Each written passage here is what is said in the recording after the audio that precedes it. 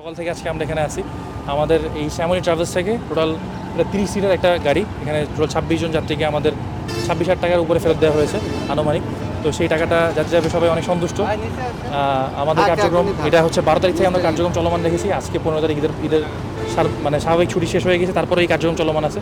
ইনশাআল্লাহ চলমান থাকবে আগামী আরও 2-1 দিন, তারপর যতদিন না পর্যন্ত এই পরিস্থিতি স্বাভাবিক হচ্ছে। এটাই। আর আমরা আমাদের সাথে সার্বক্ষণিকভাবে ছিল আমাদের পুলিশ ভাইরা, তারা আমাদের হেল্প করেছে।